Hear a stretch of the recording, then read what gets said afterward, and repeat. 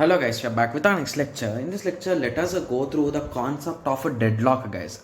Okay, I'll be explaining you this particular concept with the simple examples, guys. Okay. So let us start. So assume that these two different processes, guys. So we are using blue, right? So brown and blue. Okay. Yes. So brown and blue. So these are two processes, and these are two resources. Okay, and this resource is near this brown. Okay, and this resource, okay, is near blue. Okay, so whoever is having that, they will have arrow towards them, guys. So whoever want something, they will arrow towards itself.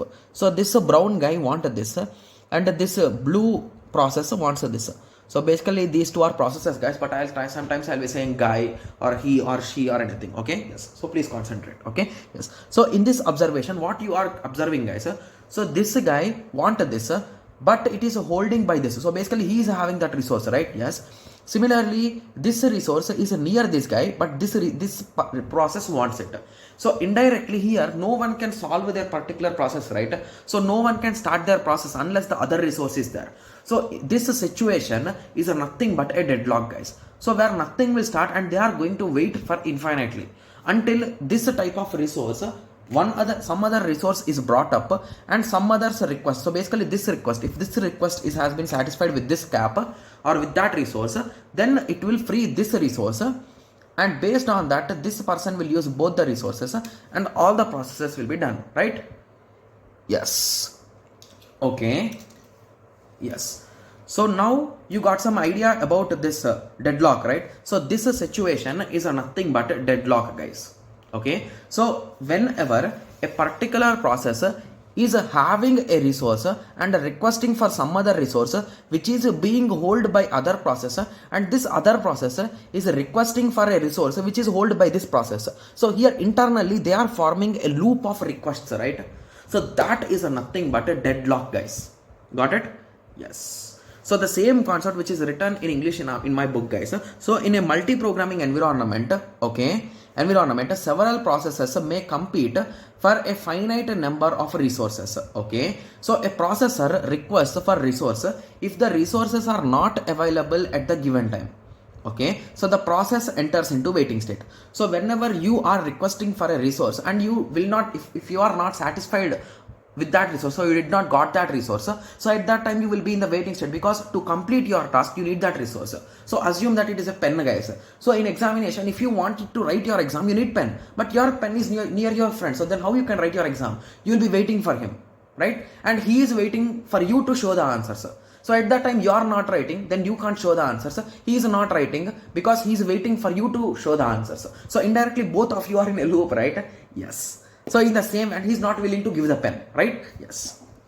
Okay, sometimes a waiting process is never again able to change the state because of the resource is requested or held by other waiting process. This situation is called as a deadlock. Got it? Yes. So the same reason I have written here. So process P1 holds R2 and requests for R1, while P2 is holding R1 and requesting for R2. So this is a cycle of requests. Got it? Yes. Okay, so in this whole deadlock terminology, we are going to use this three terms, guys. So the first term is a request. So whenever you want a resource, we are going to request for that resource. Okay, and whenever we are using that resource, we are going to use it. And whenever our work is done, we are going to release the resource. Got it? Yes. So under the normal model of operations, a process may utilize a resource in one of the following sequence. So it might request for a particular resource, okay, and it can use the particular resource and it can release the particular resource, right? Yes. So now let us go through some necessary conditions for a deadlock, guys. So basically, when can we say that there is a deadlock in this system? So 4 criteria or 4 conditions are there for a process or a chain of processes to be in a deadlock, guys. So the first condition is mutual exclusion, guys. I think everyone heard this particular term, right? Yes. So at least one resource must be held in a non-shareable mode, that is only one process at a time can use that particular resource. Okay, so here basically the definition of mutual exclusion is if there should be at least one resource that must be held in a non-shareable mode. So basically, if you are a processor, you are a processor, you should have at least one resource near you which you are holding and which you are not ready to leave. So that is nothing but a mutual exclusion, guys, and that resource will be only for you. So no one else can request for it, right?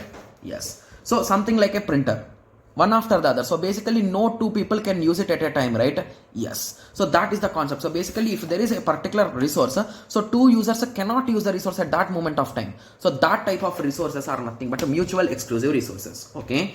Moving on, hold and wait. So hold and wait is nothing but, so if you got a particular thing, you are not going to leave until your task is done, guys. So if you are waiting for this, which someone else is holding, so indirectly both of your requests will not be done, right? Yes. So that is nothing but hold and wait. So you are holding for your resource and you are waiting for this resource which is holding by some other processor. Then you both are not giving, then what will happen? Nothing will happen. So that is nothing but hold and wait. So a process must be holding at least one resource and waiting to acquire additional resources that is actually being held by other resource, like plate and spoon. So assume that you went to for a dinner and there is a scarcity of a plate and spoon. Okay. So assume that your friend got a spoon and you got a plate. Okay, and there is a rule that in that particular wedding or somewhere, there is a rule that everyone should eat with spoon. So at that time, your friend is not ready to give the spoon and you are not ready to give the plate. So then both of you will be waiting in that way, right? Yes. So that is nothing but hold and wait. Similarly, moving on, no preemption, guys. So no preemption here means resource cannot be preempted. That is, a resource can be released only voluntarily by the processor holding it after the process has been completed in its task. So assume that this is your college, guys. So in college, if you are fighting with your friend that you will not give the plate, I will not give the spoon, like that, so your HOD or your faculty will come and they will shout on you and they will scold you and they will say give someone, take someone, they will adjust you, right? Yes. But here we are not going to listen, we are non-preemptive, so we are going to fight for non-stop. So that's it. So that is the concept of non-preemption. So we are not going to leave anything even if someone requests. So even if operating system orders you, you are not going to leave it. That much tightly you are going to hold them. Got it?